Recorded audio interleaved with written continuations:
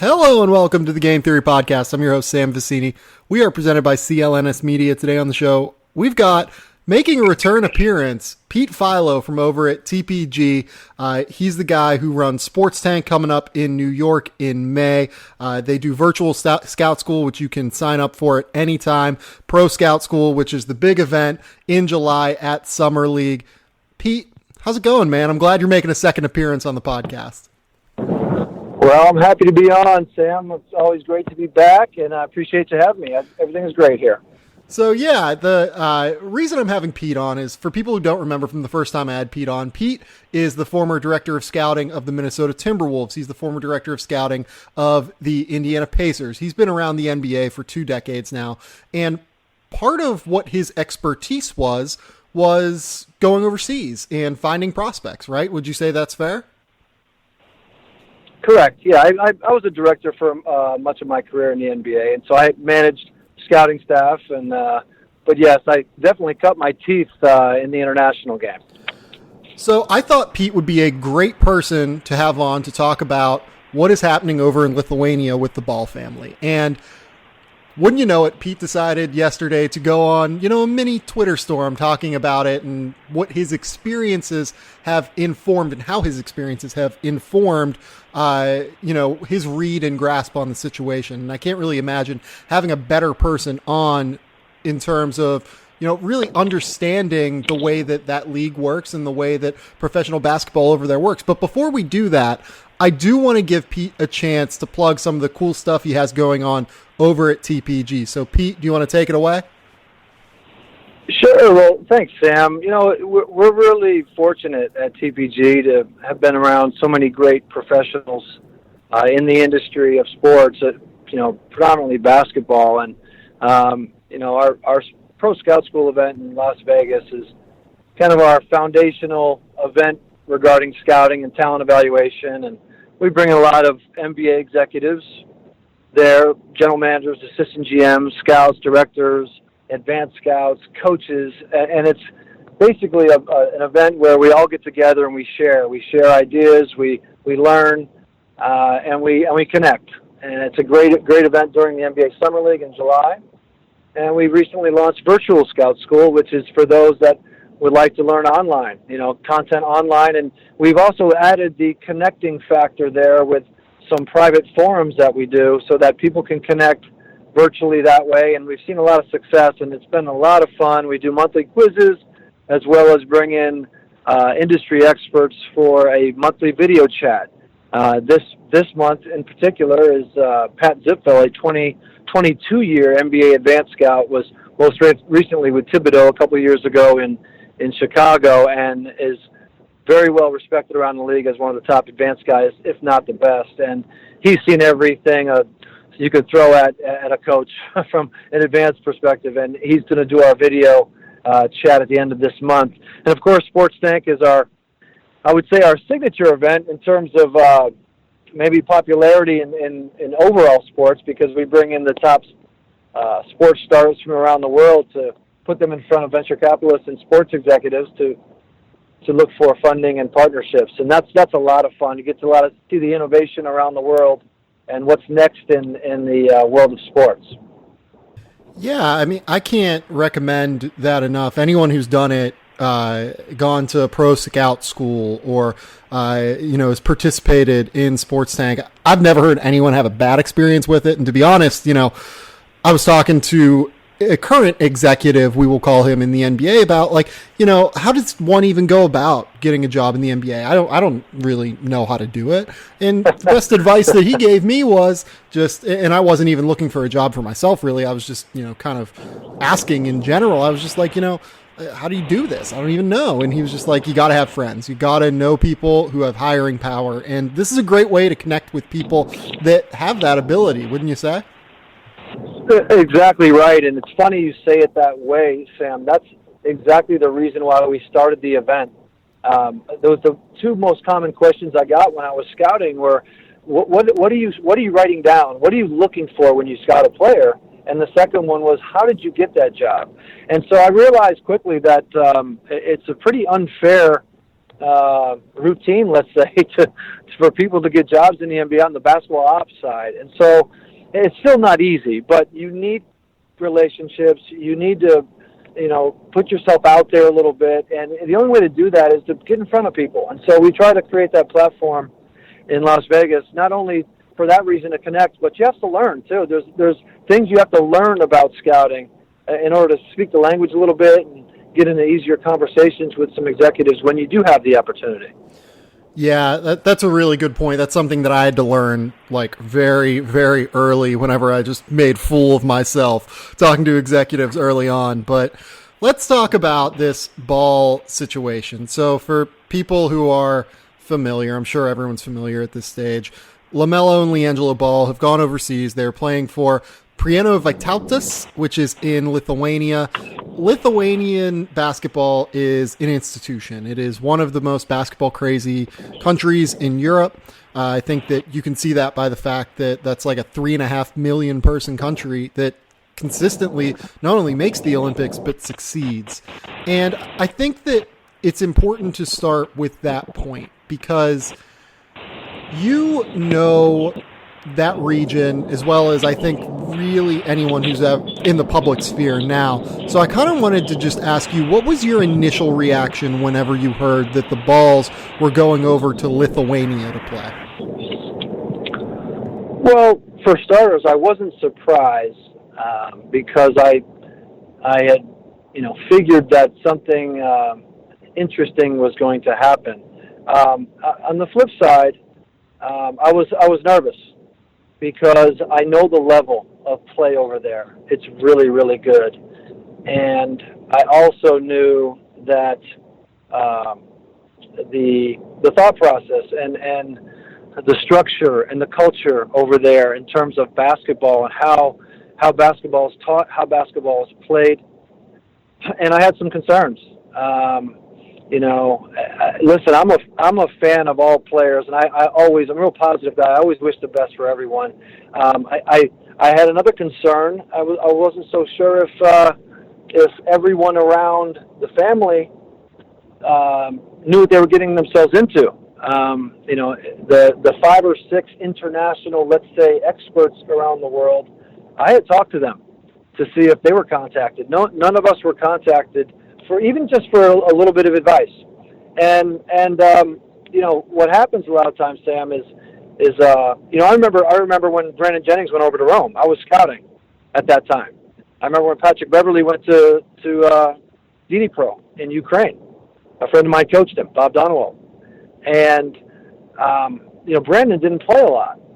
And part of it was because he didn't fit into the ball movement style of play that the coach wanted to play, and the coaches don't really care. They don't play the game of you're popular, we're going to play you. And I think a lot of people saw that the other day when the Ball kids played in their first pro game. And when I say pro game, I'm talking about the first senior league game where they only played a few minutes. And it didn't surprise me that they didn't play. But this can't last a long time, otherwise it's going to stunt the development of these kids because you have to play. It's a really important component of player development. So let's kind of even go to a more base level than that. How would you describe the difference in level of play from your typical AAU basketball game that, for instance, LaMelo was playing? I think LaMelo is now 17 years old. He might be 16 years old. I forget. To even a junior level game such as the one that they played against the Žalgiris junior team. Sure. Now, the Žalgiris junior team's pretty good. Right. And for people who don't know, they're probably the top team in Lithuania. It's between them and probably Rytas, right? Exactly. And now keep in mind, though, this is a country that's the size of New Jersey or Connecticut, right? So we're talking about a state, a country the size of a state. So we're not talking about, the entire continent of Europe, okay, where there are many other really good junior clubs. We're just talking about Lithuania. And the level of play is good at the junior level. It's somewhere where I think LaMelo belongs for now. And I think you need to get creative with what you do so that you do not hurt his development. The senior level is just too much for him. And I think, this is something that's going to, play itself out eventually. But, and unfortunately, that's, in the public eye, from what I'm hearing, is that a lot of people thought that these kids were playing on the senior level, and that really wasn't the case until Saturday. And now we have a little bit of an issue in terms of playing time and what's really going to happen. And, you talk about a league now, Sam, that has former all-conference Division I players coming off the bench. I'll give you an example. Aaron White, played at Iowa, is a backup, forward for Zalgiris at the senior team. He was first team All Big Ten in college.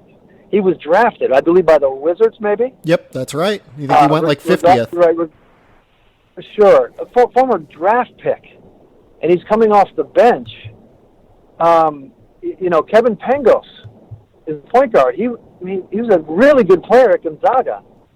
You're talking about players that Renato Sabutis for a different team. He was drafted by the Mavericks. Brandon Davies. Yeah, like Sabutis was a long-time Lithuanian national player. Absolutely. You're talking about guys that are pros. And so, the kids aren't going to play at that level.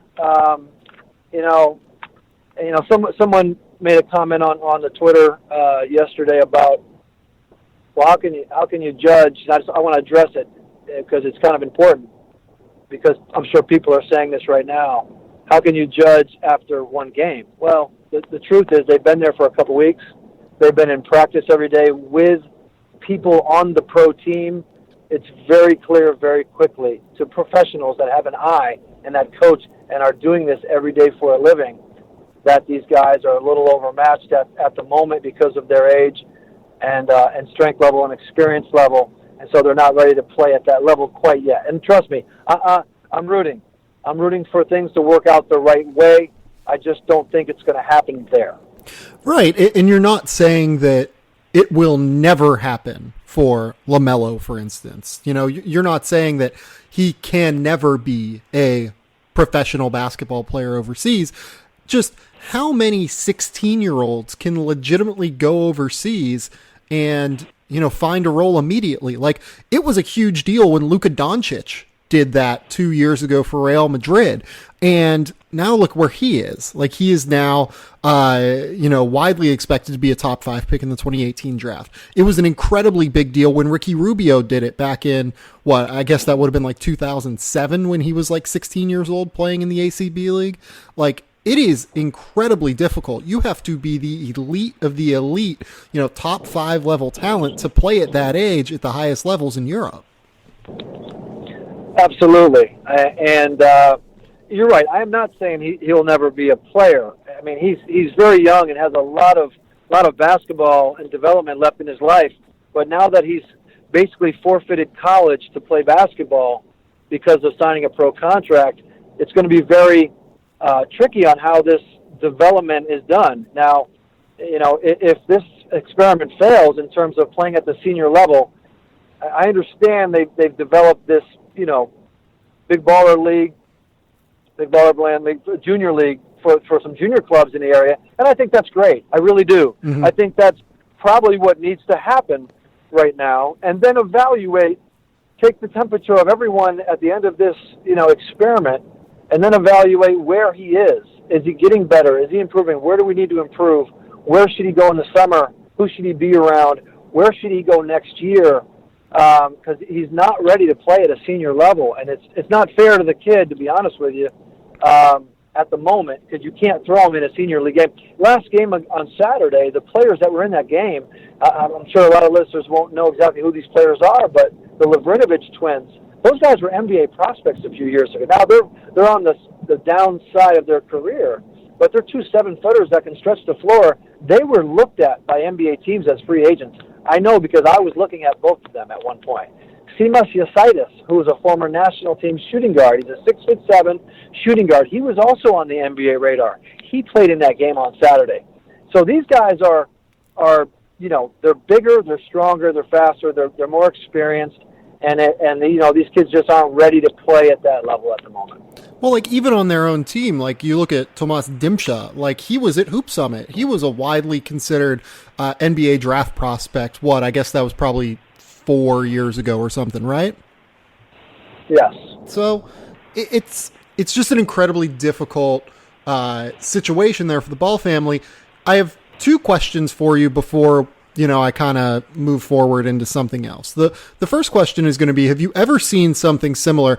You had just noted that you do think it's a great idea for this team to have the Big Baller brand, challenger games, I think they're called, because it's a good situation for the two kids to develop. Have you ever seen a team literally drop out of like a league like the Baltic League mid-season in Europe? No, I've never seen that. It didn't surprise me, but because from what I understand is that the Big Baller brand is doing business over there, and rightfully so. And he's got his sons, which he cares deeply about, obviously, and he wants to make sure he's doing right by them. And in order for this other league to happen, this junior league, something had to give. And I'm sure they wouldn't pull out of the local Lithuanian league. There are probably too many consequences for that. Mm-hmm. But the Baltic League, it didn't surprise me. I've never seen it, so it surprised me when I first heard it. But knowing how the business is happening right now with developing a junior league for the Big Baller brand, it did not surprise me. And I think it's probably better for the kids because they'll play. Listen, player development, you play at the highest level you can play while getting significant minutes with a role and a real responsibility. That's how you develop. I'm not talking about off-season player development coaches. I'm talking about just developing during a season. If you're not playing minutes, you're going backwards. And so in order for them to at least continue to go forward a little bit, they have to play minutes somewhere, somehow. So my next question to you is, what do you think is the best path to development? If you were trying to develop a player such as LaMelo Ball now, where he is playing youth league in Lithuania, it was mentioned in the middle of that Big Baller brand challenger game against Žalgiris that it's a possibility that he might go train with that team. It would probably be a much better situation for him, just given that he would be playing with younger players who are on the same development timeline as him. If you were crafting a development plan for LaMelo Ball, what would that plan look like? You talking about at the moment or before this decision was made? Let's say at the moment, because I'm sure before the decision was made, it was probably stay in school and go to college. Exactly. Okay, so at the moment, well, knowing all what I do know at the moment, I do think that going over to Žalgiris 2 would be a good move, and playing in as many junior tournaments as possible, and then evaluating his development, monthly, every other month, to see where we're at, continue to diagnose, and like I said before, the highest level you can play while you're playing significant minutes with a real role and responsibility is the most important thing in terms of developing. And if that means at the junior level until he's ready to make another jump, then that's where it needs to be. But it can't be, you can't skip steps. You can't send them up to the senior level, play no minutes, or play 5 minutes a game. That's not going to help. See, in Europe, because these players aren't necessarily going to school and different things like that. Some of them will take classes up to a certain age and education. But once you're a pro, sometimes they're spending a lot of pro time in the gym. Morning practices, evening practices. You can practice with the senior team while you're still playing with the junior team. You can do a little bit of both. I've seen a lot of movement up and down from junior to senior level to get that experience. So you could tag team it a little bit with playing minutes with a junior team, practicing with both, practice with the junior team at a certain hour, practice with the senior team to get a little, experience with older, stronger people, and maybe a little bit more advanced coaching, more pressure, and then reevaluate at the end of the season. Everybody wants to skip steps nowadays and have a player developed already. That doesn't happen. That's not the real world. And so I think, at the age he's at, I mean, he's still so young. I wish that they just kind of reel it all back in, take it slow, and put the right people around him and in front of him, and then reevaluate, at the end of the season. So you mentioned to me before the podcast about the process of, buying players and selling players overseas and how that could potentially come into play with LaMelo Ball and maybe LiAngelo as well. Can you kind of explain that process in the way that, we kind of stopped having the conversation before the podcast, but I feel like it's an interesting one to have on the podcast? Sure. So players essentially, once they sign a pro contract, a lot of times there's a real business that goes on. It's all legal. In Europe, basically I call it the buy and sell game. And what I mean by that is players sign contracts and they have a buyout that's put in place. And let's just say, for example, I don't know what their buyout is because I haven't asked, but let's just say it's $250,000, which means if player X develops in the next 2 years and it's a 4-year contract, if Real Madrid wants to come in and do business, basically sign the player, they have to pay Virtutas the $250,000 buyout to get the rights to that player so that they can sign the player. And it's basically, a payment because of the time that his local team has spent developing him and spending money for whatever it may be, transportation, housing, food, travel, things of that nature. So now that we've kind of gone through the Balls and talked about their potential development, I kind of want to ask you about a second, developmental topic that is making the rounds in the NBA right now. And, much like the Ball situation is relatively unprecedented in terms of just sheer craziness and absurdity. This situation is pretty unprecedented to me as well. And I wanted to hear from you because, I haven't been in basketball for 2 decades. I can't, rely on this incredible wealth of experience and knowledge. Can you think of any situation similar to the one that is happening with Markelle Fultz in Philadelphia right now, where they're essentially forced to reshape a jump shot from the ground up that was pretty damn close to elite in college, but then got kind of tampered with in some way, be it, mechanically, mentally, whatever you want to call it. Can you remember a situation like what's happening right now? I really can't, Sam. It is very interesting. One thing I do know from being in the league for so many years, there's I'm sure much more to the story, and I'm sure everything's going to work out just fine. It's unfortunate. Everyone wants to watch him play. He's a top pick in the draft, and he's so talented. It usually works itself out. It is very strange to get, to the bottom of what you said with shooting. I have not seen anything like that. So there's some concern there. But I tell you what, Brian Colangelo, I love him.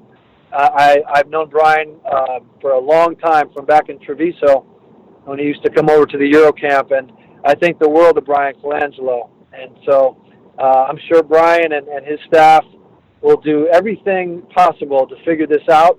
And listen, he's young also. What is he, 19, 20? Yeah, he's about 19. He's young for his age, so I think he's still probably 19. Sure. And listen, it's the 10,000-hour rule, right? If he's got to redo his jumper, he's going to have to spend a lot of time figuring this out. And it's going to be a process. I don't know if he was ever just a straight catch and shoot guy. I think he was a guy that could make shots, but I don't think he was a natural by any means. So, but he's a basketball player, and a damn good one, and a big talent. And so I think I think everyone's a little bit too hard on the situation, too many assumptions, quite frankly, and I think it's unfair.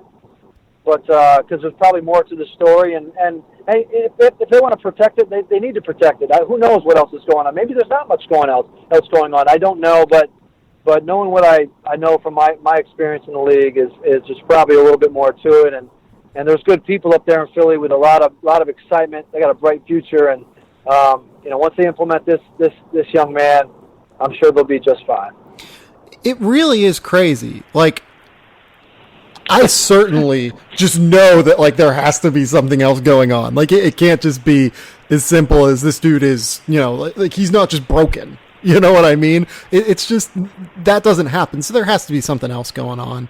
Hopefully Markelle Fultz will get to the point that everyone, saw in him and his future in the NBA, where he was the number 1 overall pick in Philadelphia, traded 2 potential top 5 picks for him, because he really is that gifted. He has just a special mix of, creativity and body control and athleticism and length. There's just so little that he can't do on the basketball floor whenever his game's going. You just have to hope that it comes around, Absolutely. Yeah, it probably doesn't help that Jayson Tatum is out of his mind right now with how talented he is. But it is what it is. It's just how the process goes. And, Jayson Tatum's a heck of a player. Shout out to Pure Sweat and Drew Hanlon for all the work they've done with him. They've done a fantastic job with him over the years. I know he was a big project of Drew's, so congrats to those guys. Yeah, I think that's a really great point. Drew Hanlon gets name dropped all the time on this podcast for the work he's done with Tatum and done. Oh yeah, I mean, Drew's awesome. I mean, I've gone and watched his workouts. I love the detail-oriented nature of the way he goes about his process. Really, really good trainer. I would suggest any basketball prospect listening to this, go take a look at Drew. Pete, I think that's all I got for you. Is there anything that you want to plug real quick other than what we plugged at the top? You can plug that again. The floor is yours. No, nothing at all. I don't really like to plug, to be honest with you, but I do greatly appreciate it. Our website's tpgsportsgroup.com. Virtualscoutschool.com is our virtual platform. Sam, I appreciate you. I love what you're doing for the sport of basketball. It's really important. You stay real positive, and I love you. I love your show. Thanks for having me on. Thanks, Pete. I really appreciate it. We'll be back in a minute here with a couple of ads, and we'll be back as well with a little breakdown of the rookie class so far as we get midway through the season. So we'll be right back.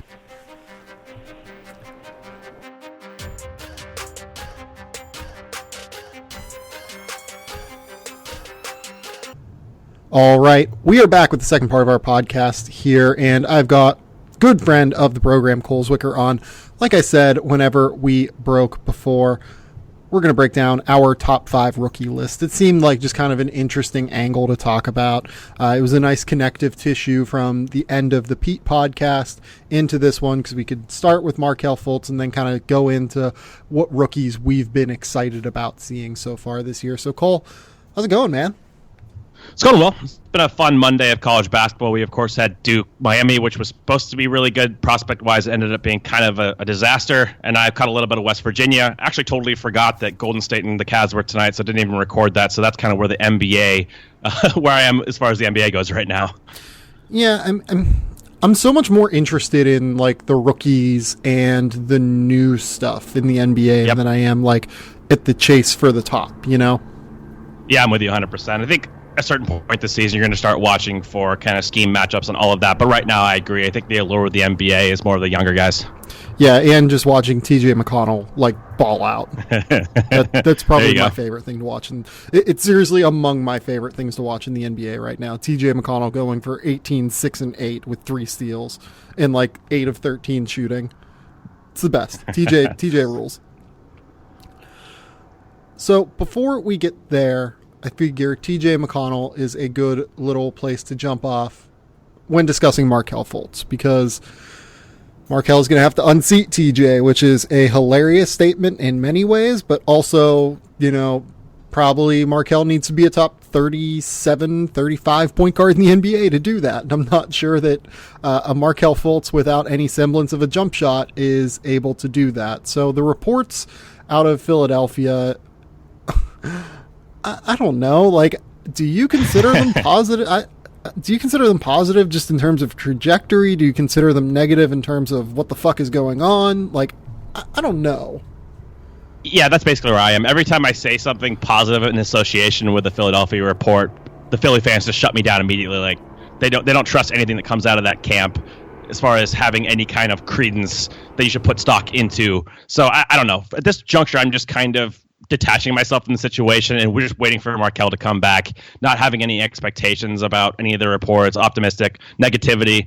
I mean, all of the jump shooting videos that are posted, it's kind of damning, and it's just really frustrating to watch. Terrifying. If you watched Markelle at UW, this is like a ghost of Markelle. It's just terrible to watch. It's torturous to the soul. That's the best way I can put it.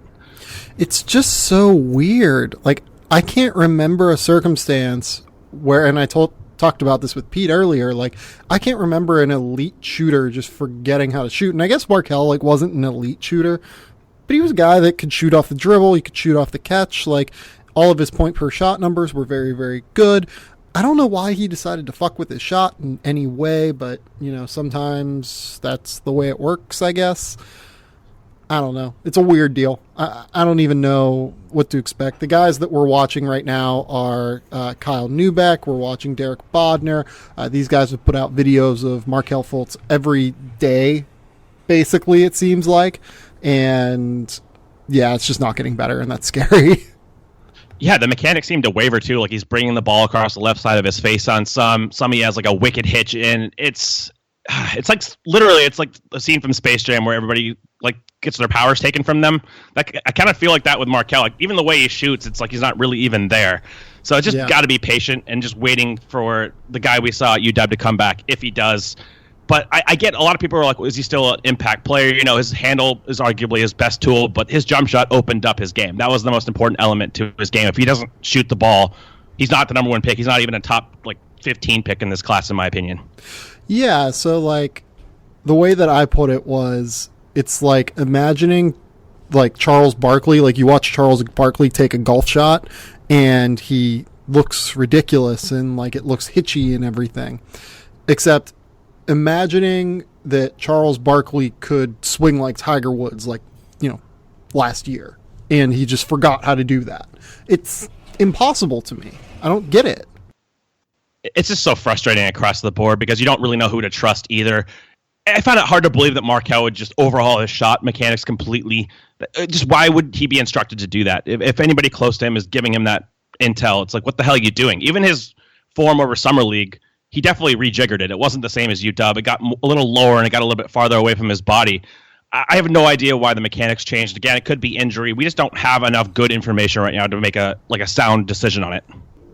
Yeah, no, there's so many factors that we don't know that is going on, and I don't really know how to handle all of them. So I guess we should just move on and talk about the top 5 rookies. Cole and I both gave our lists to each other before the show, and we both had the same top 3, and we both had markedly different bottom 2s, but we kind of agreed that there is a clear top 3. I think there's also a clear top 1. Would you agree with that? I think you can make an argument for Mitchell 1. I'm growing more positively to that statement, but I would still have Simmons 1. But yeah, I think that I feel the best about him number 1 over somebody else. Yeah. And then after the 3, I would say that there's probably a little break, right? Like, you know, you could probably have 5 or 6 different guys there and, you know, realistically have a pretty solid list, right? Like, so we'll start with number 5 on mine, just to, like, kind of jump here. So I have Lonzo at number 5. I think Lonzo's been fine. Like, you look at the impact he has defensively, I think it's been great. Like, anytime he leaves the floor, like, their defense somehow falls off cliff. And I don't 100% understand it, but it's definitely an effect that is happening, and it's worth noting. His shooting has been much better from November 22nd onward. I think that it's a 23-game sample now or something like that, like 21-game sample, where he's shooting 37% from 3. It's just that he had the disaster start that is holding him back. His free throw percentage is a mess, and I don't really know what to think of that yet. But he really does just kind of create an energy out there And you can talk about it being like a little bit cliche, but I really do think that he is one of the most positively impactful rookies in this class. I agree with you. I think that he's been solid. I mean, the defense has been great off ball. I mean, I want to say he's their best decision maker for the wing. Like, he plays on the weak side. He can really make decisions on when to rotate, and they really need that in their defense. He plays with high effort, high intellect on that side. I think his team defense has been amongst the best in this class by a pretty good margin. He's just not good, again, at point of attack, containing dribble drives, and anything involving a screen he's really bad at. But as an overall team defender, he's a positive. And the shooting has regressed positively, of course. I mean, it wasn't going to get much worse than it was. He's still... I don't know. I don't want to say he's a negative offensive player. I still think he's probably okay if the shooting isn't great, just because the quick ball movement and stuff. But again, to start the year, he was playing a lot more in pick and roll that I saw. They wanted to see what they had from him as a lead guard. They've let Ingram initiate more and kind of get to the rim, and Lonzo play that attacking closeouts role and just move the ball, which is much better suited for. But overall, I think that Lonzo's been solid. The whole overreaction to the start, you got to come back down to earth, and just, this guy's playing out of position from what he did at UCLA as far as creating more, and he's been a positive on the defensive end, which is huge. Yeah, I mean, you still look, he's a guy that's a positive defensively that's averaging 10, 7, and 7. That's super valuable. Like, yep. Especially if the shooting comes around. Now, the points of concern that I have are the point of attack defense. He's going to need to learn to do that at some point, just because, I mean, they're not going to, like, I don't think they're keeping Kentavious Caldwell-Pope this summer. So you either need to find a two guard who is good at this, and those guys don't grow on trees. They're a decent amount of them, but like, it's not super easy to find, and it kind of locks you into a box of a player that you have to have. And then you also, the thing that offensively scares me most right now is not the shot from deep, it's the shot from in close at the rim. He is a horrendous finisher because he just doesn't have any lift off of 1 foot.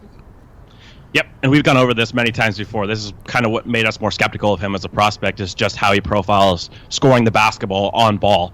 The three-level scoring just wasn't there. He's not that flexible as far as finishing around the rim. Yep. He's more, to me, in the half court. In his most optimal role, he's an off-ball player that can play situationally as a secondary handler. But again, the holistic picture, I always thought he had a really high floor just because of his intelligence. His athleticism has been good as far as defensively, especially. His straight-line speed is pretty underrated, in my opinion. He can leap off two as well. So he's a solid player. I don't see, like, freaking out. I was kind of concerned for a little bit about the shooting, just because if he was going to be like 23% three-point shooter, you can't really fit that onto a winning team. No. But if he shoots, mid-30s, he's going to be fine. Yeah, and he's still sitting at like a 43.6 true shooting percentage on the season. That's bad. Like, that is like Mendoza line. Like, you cannot be lower than that and be an NBA player bad. But it's improving. I think it's probably going to get up to like 48, 49% by the end of the year. And as long as that happens, it's fine. I think, at least, right? Yeah, I agree. And it's not like 37, 35% bad like it was for a little while during the season. That was just historically egregious. So now it's at least improving. So I think he's gotten a little bit of the confidence back. A lot of guys talk about his lower body mechanics, how he uses his feet. That might have been wavering a little bit. Maybe that's the key to becoming a more consistent shooter. Yeah, no, I like that. His shot is so like catapulty that there needs to be such rhythm involved to it that even just the smallest like thing being thrown off will throw him out of rhythm. So, and a lot of people are talking about how his shot needs to be overhauled. I don't think you do that. I think you stick with it. He has enough confidence. Yeah, at that point, if you start overhauling it, he loses his confidence.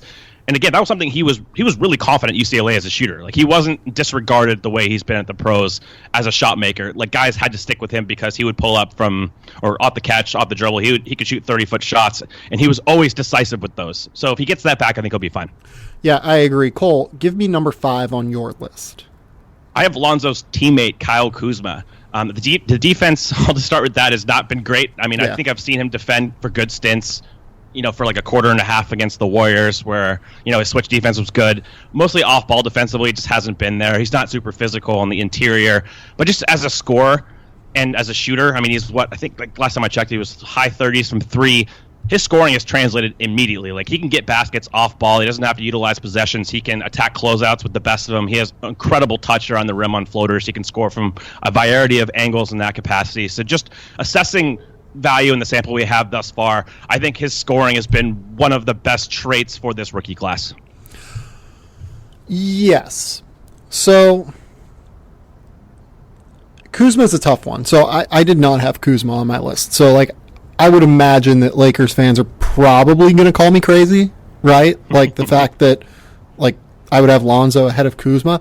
When I watch Kuzma, he puts up numbers, but a lot of the time it just doesn't seem like they're impactful numbers, I guess. Does that make sense? It's fair. Honestly, this is where it kind of broke for me as far as contributing to a winning kind of product. I'm not sure if any of the guys after him have done that yet. Lonzo a little bit, but for me, I think that's exactly right. You don't know how valuable what he's doing is yet. He's adding value in some capacities. Yeah, and he's a really good scorer for all the reasons that you mentioned. Like, he is going to be like a 20-point per game scorer, I think. Like, we can probably say that, right? I just don't know if he's bringing it in enough ancillary areas to make him a wholly impactful player that can, help a team win more so than just be like a fifth option offensively, Yeah, and again, I I guess that I'm sorry to cut you off, but like if I'm saying he's going to be a 20-point per game scorer, he's probably not a fifth option offensively, right? So like, he's such a weird player for me to evaluate. I don't really know. Yeah, he's not like an on-ball creator type. He gets his points within the scheme of the offense, which is valuable because he can do that. He doesn't have to have the ball to be effective. Like a lot of Lakers fans are comparing him to Carmelo Anthony. They couldn't be more different as far as Carmelo's a catch and hold kind of jab step. Yeah. He can get his baskets on ball. Kuzma's more of an off-ball scorer. And he makes quick decisions too. Like he knows exactly. Good, yeah, like he knows exactly what he wants to do as soon as he gets the ball. Like he knows exactly how to read the defender to see, okay, I'm going to take this jump shot. Okay, I'm going to attack this closeout and get into the lane and hit this floater or get all the way and take a left-handed layup. Like he knows exactly what he's doing, on the floor in the flow of the offense in a really great way. Yeah, he's decisive, he's aggressive, and he's instinctive. He has all those traits on offense. If this list was a top 5 of who I think is going to be the best player in this class, Kuzma would not be on it. Honestly, I don't think the upside is that high just because of the defense, especially. Like, he has to at least be average to a plus defensive player in his role to be truly that impactful, unless he becomes like Otto Porter as a jump shooter. And that's like a reasonable outcome for him. Maybe he doesn't get that high, but I do think that the shot is there. He improved his mechanics after his junior year. He kind of worked on that before the combine, and I didn't give enough credence to that. We talked about that in the past. But he has to defend at a higher level, or he has to start like really creating for others off the bounce and himself. I don't really know. He's never really been a good pull-up shooter. He's a good passer as far as making quick decisions and reads. That's what won me over with him in preseason, is those skip pass reads and stuff like that. So I just, from the sample we have thus far, I think he's the 5th guy for me. But you can make an honorable mention argument for probably 3 or 4 other guys. Yeah, so I would have Kuzma, I think, at 7. I'd probably have him at 6, and I would probably have your next guy at 7. So give me your next guy, Cole. I have 4th right now. I have OG Anunoby. The shooting has regressed a little bit. I mean, he got up to like a piping hot start from mid-40s from 3. It's down to 37%, which is more in line with what we expected. Actually, probably a little bit higher than what we expected from the off. I expected. Yeah, but his ability to fill a role on a good team as a starter for Toronto, I just had to give him some credit for that. He has been good defensively. That's kind of what we expected. He was the best on-ball defensive prospect for me in the class as far as combining tools, athleticism, if the health checked out. And again, just contributing to a good team. If he's going to shoot a reasonable rate from 3, he's going to be a valuable player as like a two-way 3-and-D guy. We've seen more fluidity from him as a passer and as a dribbler. So at this juncture, again, after that drop-off from Tatum at 3 for me, I think that OG probably has contributed the most to winning basketball, and he has a high ceiling as far as his value as a role player on a good team. 59.6 true shooting percentage, 10.7 turnover rate. Those are terrific numbers for a rookie that is starting on what I guess probably one of the 4 best teams in the league right now. That's probably just accurate. And the impact defensively that he's making is huge. They're 4 points better when he's on the floor defensively than when he's off the floor. They're actually 7 points better offensively, but I think mostly that is a product of playing with guys like DeMar DeRozan and Kyle Lowry a little bit more often now.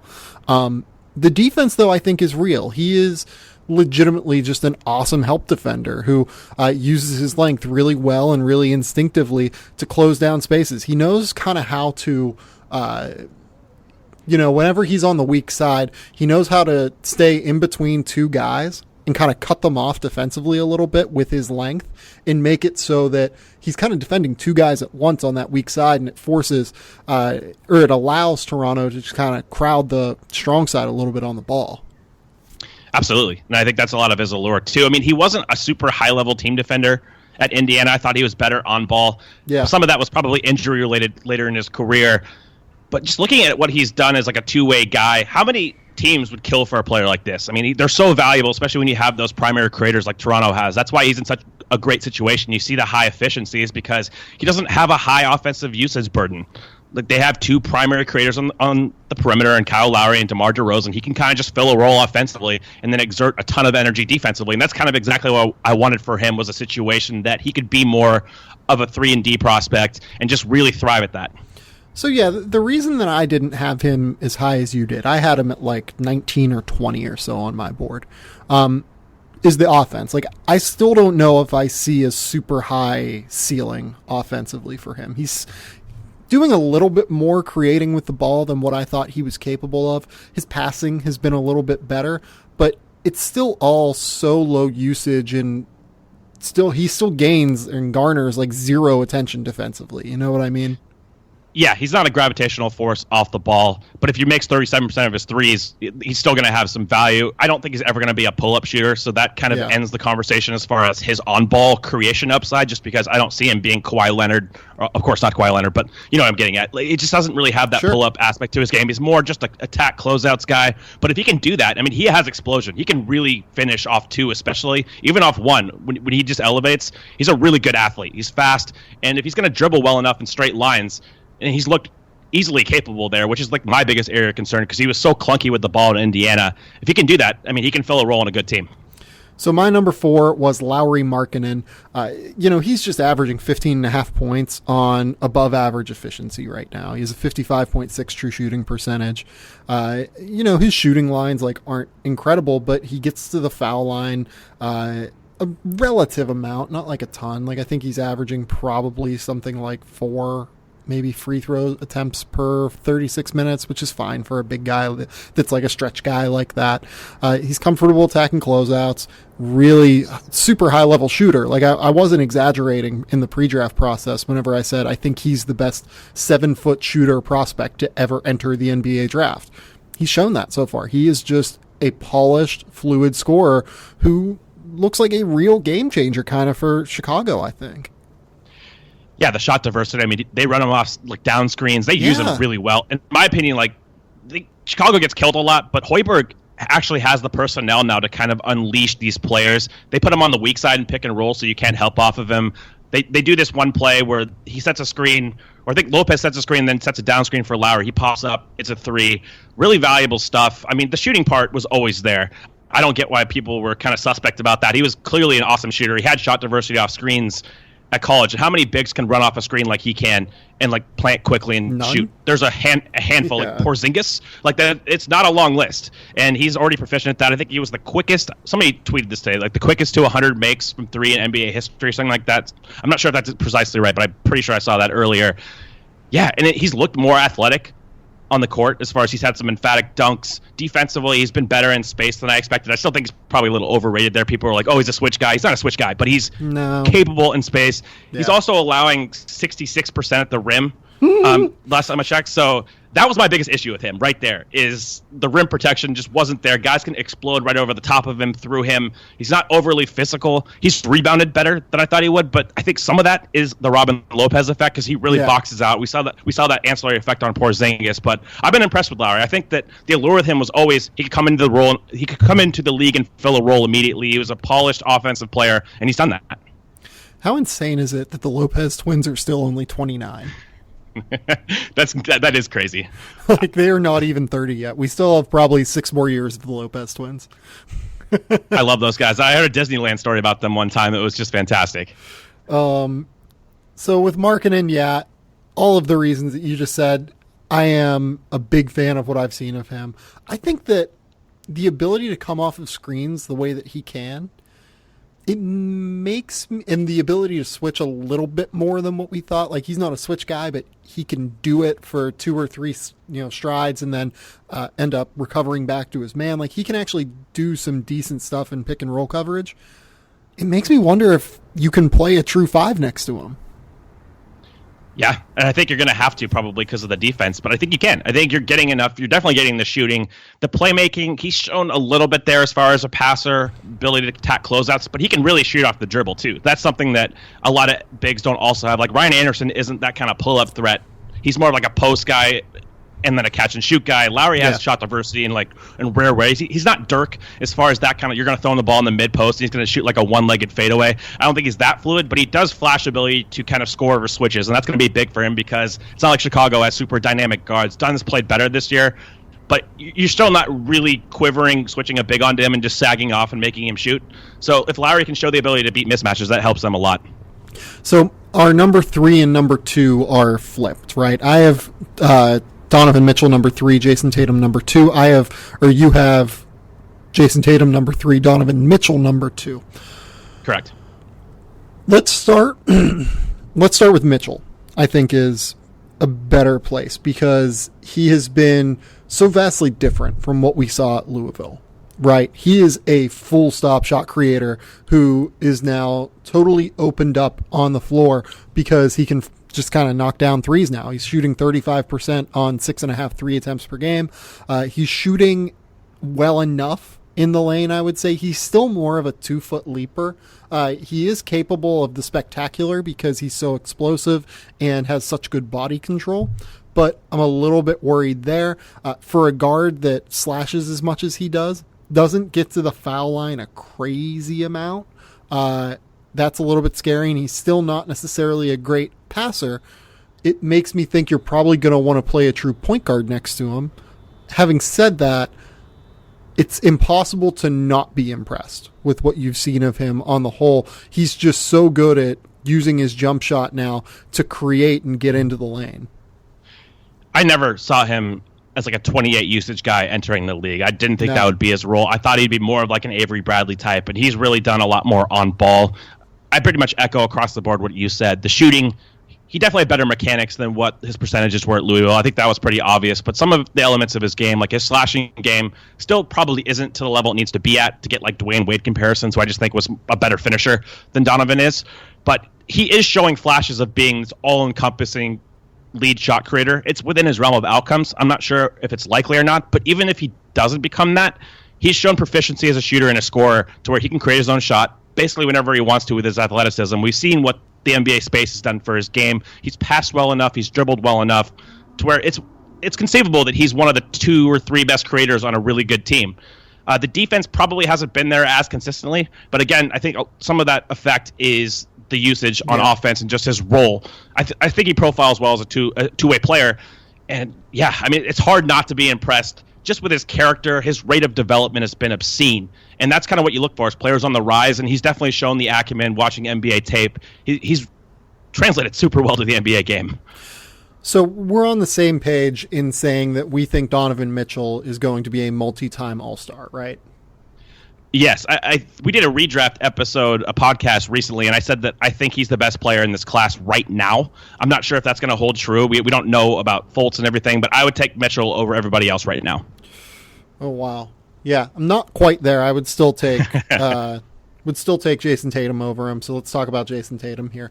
I am impressed more every time I watch Jayson Tatum. Like, it's just, in terms of the polish, in terms of the ability to get to his spots on the floor, he's 6'8". He's been a much better defender than Mitchell this year. He is just ridiculous, and so much of it is owed to the ability to shoot now. The fact that he's hitting, like, what is he? He's down to like 47% or something like that from 3, right? Yeah, I think it's something like that. Yeah. The fact that he's at that level is just insane. If he continues to knock down threes at above a 40% clip, everything is going to open up for him as he continues to get bigger, faster, and stronger as he ages from 20 years old to 25 years old. 100%. It was funny with the draft process. I didn't know what his one primary skill was, what his elite skill. He was just really good at a lot of things. Well, and if he's going to shoot... It's the ability to create, right? Like, he's always been a creator.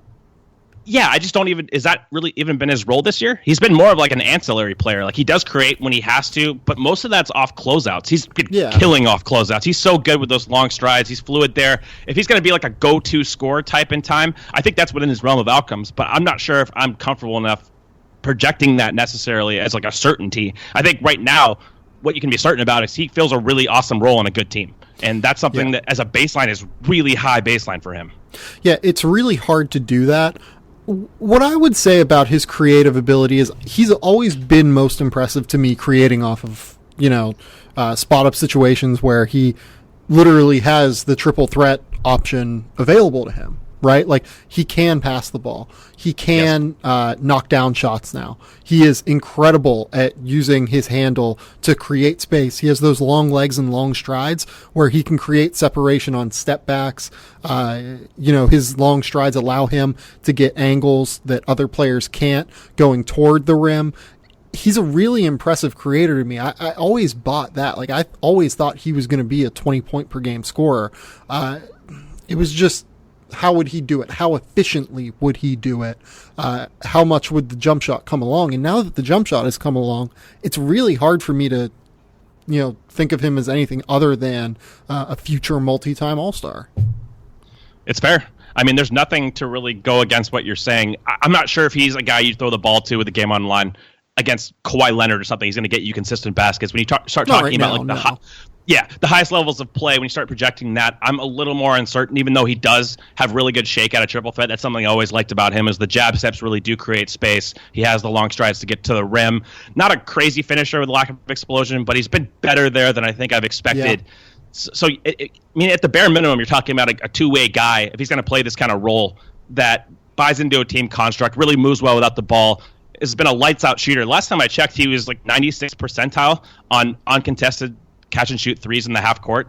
Like, he's basically buckets every time he gets an open shot. If he's going to be that kind of player, he's going to be an all-star.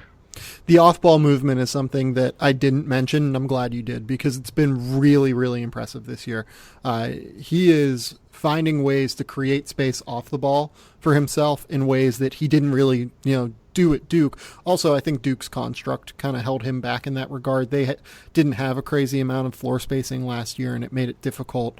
Teams would just pack it in, or they would shade another defender his direction to slow him down. Like there was just a lot of mitigating factors there that didn't show his ability off the ball. He's been really, really good there too. 100%. That's the one thing I did not see at Duke, just because I think it was because they were so isolation based. I think they were the highest isolation distribution percentage for any of the elite kind of D1 teams by a good amount, and you didn't really get to see all the off-ball cuts. I didn't even have a cutting section for him. I broke guys down pretty in depth, and for him, I didn't really see anything outside of like in zones flashing to the center or something. So he's really shown relocation ability. He's smart and intuitive. We talked about this in the past in those like slip cut actions. He's picked up on all this stuff so much. I think the overarching point with him is you look at him, and there's no way in hell you think this guy's ever 19 years old. He has that Simmons effect more so than anybody else in this class of rookies. That's like, this guy looks like he's 24, 25. So yeah, let's just kind of move on to number one now. Ben Simmons he's ridiculous. Like, you could put him on the All-Star game, like in the All-Star game this year, and I don't think it would be out of place, right? I think so too. I mean, I think he got a lot of criticism after the hot start.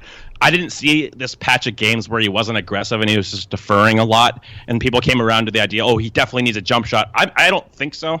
I just want him to be more physical at the rim and play to his size and really kind of use his right hand, use his left hand, show some diversity there, and just play physical. I think that's the one thing that I want to see from him consistently, because everything else is there. Like, he has the burst, he has the frame to like knock big guys off their spots, and he's clearly a high-level passer. I mean, he's an anticipatory passer. You can't learn the stuff that he has, and he's been better on defense. I think a lot of guys got down on his LSU defense just because, I mean, he didn't try a lot of the time. He did not care.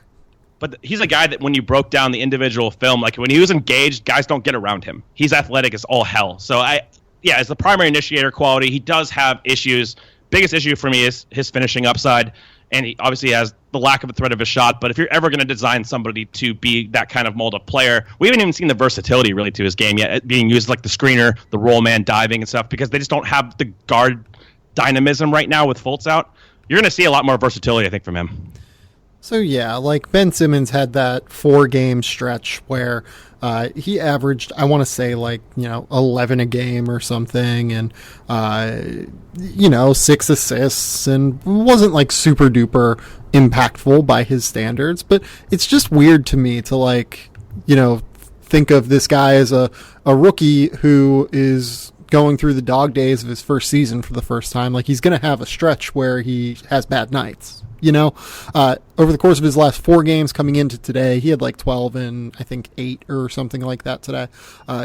He'd been averaging 20 points and I want to say 7 assists or something like that, with 2.5 steals, 5 rebounds. He totally started being assertive again, as people wanted him to be. He's ridiculous. I don't know why people would be down on him. Like, I get that we live in a spacing conscious NBA, but there's a non-zero chance that his best position is small ball center next to a floor spacing, weak side shot blocking big man, like a Serge Ibaka archetype. There's a chance that his best role is power forward, where he can initiate from the high post and run all kinds of dual screen actions or stuff like that. There's, when you have a guy that has that much in terms of ball skills and can operate both on and off ball, from 16 feet and in or from 20 feet and in, it just gives you so many different options in terms of the actions you can run that it just changes the way teams have to defend you. I saw Nate Jones tweeting about Trae Young and said Trae Young would be perfect for the Sixers, and it made me think of, imagine having to guard Trae Young in dual ball screen situations with Embiid and Simmons. It would not be possible. I've been trying. I genuinely kind of sat down and tried to figure out how a team would guard it. You would almost have to immediately blitz Trae Young and probably leave a lane wide open to the basket for one of Embiid and Simmons and hope that Young couldn't see over the defense. And Simmons has the intelligence to be that read and react player that you see a lot of. You have to have that improvisation at the highest levels of play. You can't just have a coach diagram of play. You have to make decisions in the moment. It's those decision makers that ultimately win. That's what makes LeBron so damn good, on top of a lot of other reasons. But it's that fact that he knows what to do. I mean, he's instinctual. Simmons has those rare instincts and that intelligence where, in an NBA Finals game, you can trust him with the ball. And that is immeasurably valuable. That's probably the most valuable thing you can possibly have in a prospect, is a guy on ball who you trust in the moment making those decisions. Yeah, no, that's 100% right. And, when the Sixers make the playoffs later this year, at least we hopefully see them in the playoffs, I will be interested to see how teams defend him in highly competitive settings. I think we're going to learn a lot about him in those settings, seeing how this thing works out. I mean, I know they're 19 and 20 right now, just on the outskirts of the playoff race. I think they got back to 500 after today's game, but I think they've got a run in them. I think that they're going to make the playoffs, and I would love to see them go up against either Toronto or Washington. I would just love to see one of those two teams have to deal with Philadelphia in a playoff series. 100%. I really want to see them in the playoffs, but it's important to keep in mind that they're not supposed to be super good yet. I get that Sixers fans have expectations because the process was drawn out, but you have the infrastructure now. You have the core pieces.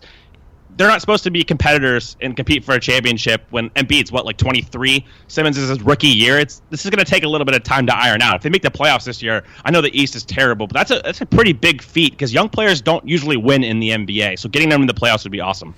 Well, yeah, I think that it's important for them to get in the playoffs too. I think that you want them to get that experience this year before they are true contenders, so that next year, if they go out and sign a Paul George or something like that, and their rebuild process becomes accelerated, which I think is a realistic outcome, whenever you have a Paul George, Joel Embiid, Ben Simmons, everything else that they could potentially have on their roster, it really is going to be an interesting kind of dynamic. And I think it would behoove the Sixers to really fight to get into the playoffs this year, and I'm sure they're obviously going to be fighting, but I think it would really, really help them to get into the playoffs this year and just kind of learn through that process. Man, Paul George would be so incredible on that team. I know, that's what made me think of it. that is just a nightmare proposition. I mean, what they lack right now is wing depth and guys who can guard smaller players. They just don't have a lot of those guys. Most of their versatility is in the front court. But man, if they get like a Paul George type who can really guard, two guards, wings, like bigger threes, that'd be incredible. And then of course the floor spacing and stuff. If you put him in that kind of role where he can run off screens and kind of be that high efficiency off-ball shot creator who can occasionally create, that's just a nightmare situation for everybody else. Well, like, you would have Simmons, George, Covington, Embiid to close games. I can't remember a team that long, like, that was like a legit contender to like close games. You know what I mean? Yeah, and Fultz, if Fultz is Fultz, he's 6'4", the 6'10" wingspan. I mean, your second smallest guy is 6'9". Like, that's incredible. Yeah, that would be ridiculous. Cole, tell the people where they can find your work. Let's get out of here. Okay. As usual, on thestepian.com, try to have new features pretty much on a daily basis. I just did a breakdown of Chandler Hutchinson, his attacking closeouts game, and he, of course, just had that 44-point outing against San Diego State, which was awesome. So check out the Stepian. I also do Ode to Odin podcast once a week, breaking down prospects in depth. And, of course, keep tuning in to this podcast. I really appreciate the support, too. I mean, I'm a small part of game theory, but the responses to the Bagley podcast as well has been really humbling, so thank you. Yeah, no, I mean, there's a reason I have you on every week. You are terrific. It's very fun to chat with you. Might have you on later on this week to talk about NBA draft stuff again, just because I kind of pulled you last second here because I needed someone to do the back half of this podcast with Pete. If you guys noticed, there was not a introduction at the beginning naming who exactly the second guest was going to be for this podcast. Thanks, guys. Please go subscribe to The Athletic. Keep me employed over there. Tomorrow, I will have something on why Michigan State can't really play Miles Bridges at the 4. Mostly it has to do with the defense and the way it falls off a cliff whenever they do play him at the 4 this year. Later this week, I'll have something on Stanford. I will have something on maybe Bagley. I might try and write Bagley this week. We'll see. But go over there, subscribe to The Athletic, do all that. Keep it locked here. Until next time, though, we'll talk soon. Bye.